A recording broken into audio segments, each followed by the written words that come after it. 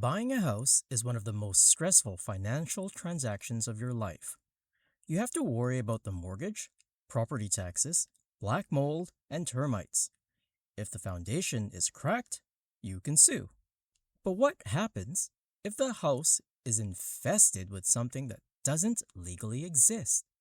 In 1989, a massive real estate dispute in New York escalated to the Supreme Court's appellate division, forcing a panel of elite judges to answer one completely absurd question.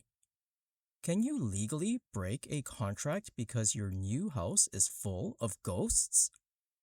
Welcome to Exhibit Absurd.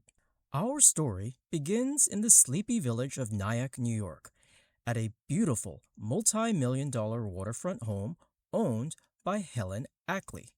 Helen loved her house, but more importantly, Helen loved her roommates, a family of poltergeists from the Revolutionary War.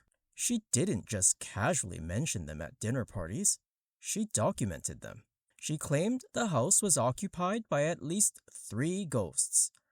There was a naval lieutenant and another ghost she affectionately named Sir George, who would occasionally sit in the living room and watch her paint the ceiling.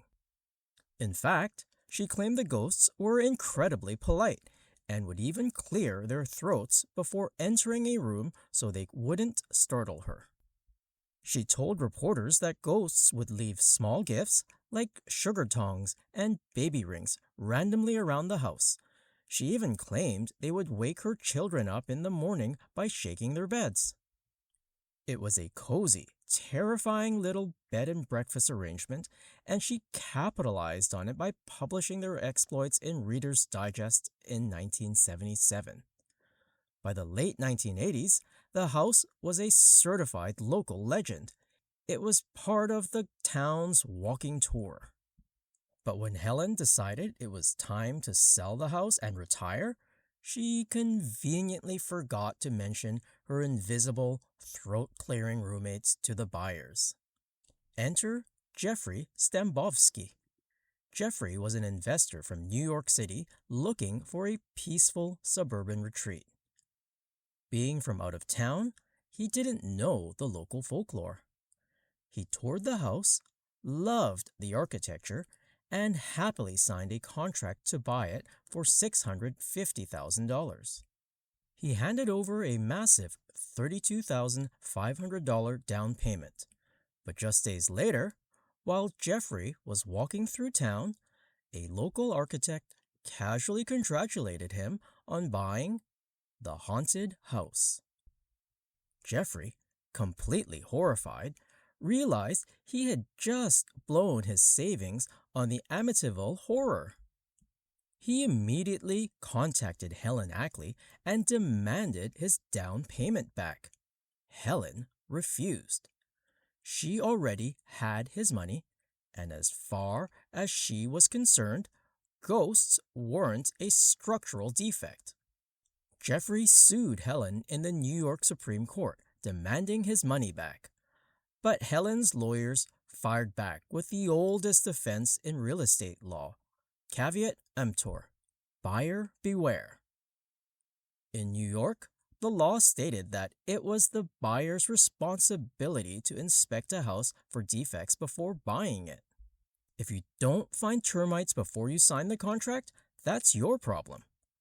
The trial court judge looked at the case and completely agreed with Helen.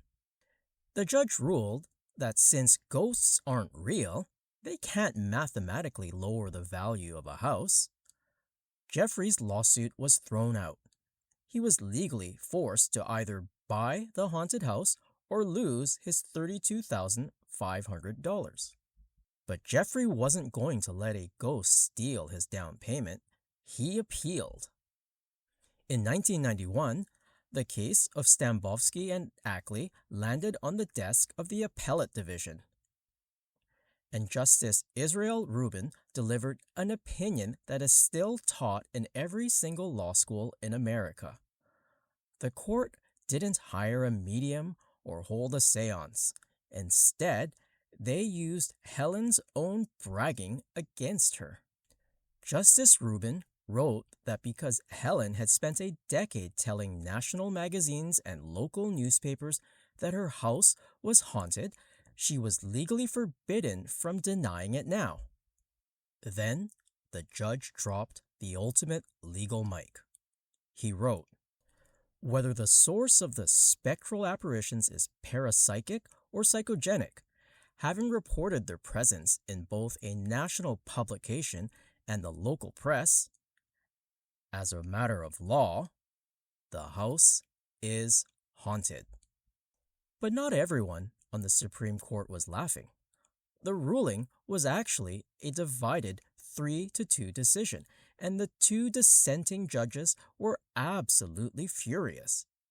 Justice Smith wrote a scathing dissent, basically arguing that the court was destroying centuries of established contract law just to make a pop culture joke. He pointed out that if Jeffrey was so terrified of the paranormal, he should have simply written a ghost-free clause into his contract. The dissenting judges sarcastically suggested that if the court was going to force sellers to disclose ghosts, they might as well force buyers to hire licensed parapsychologists alongside their plumbers and electricians to inspect properties. But the majority overruled them, completely dismantling the buyer beware argument. They noted that even the best home inspector in the world cannot legally check for ghosts. Justice Rubin, clearly having the time of his life, literally cited the movie Ghostbusters in his official legal opinion, writing, "Who you gonna call?" Since Jeffrey couldn't have reasonably discovered the poltergeist through a normal inspection, the court ruled that Helen had unfairly concealed the home's reputation. They ordered the contract canceled, and Jeffrey got his down payment back. He escaped the ghosts, and in the process created a brand new precedent in real estate law. The Stambovsky case didn't just save one man's down payment. It fundamentally changed how real estate works.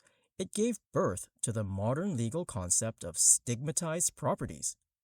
Today, in many states, if a house has a dark psychological history, like a highly publicized murder, a cult ritual, or a famous haunting, real estate agents are legally required to disclose it, because the courts now recognize that bad vibes can mathematically ruin a property's market value. Today, the house in Nyack still stands. Since the 1991 ruling, it has been bought and sold by multiple celebrities, all of whom have been fully informed of its legal haunted status. The case proves that the law doesn't care if you believe in ghosts.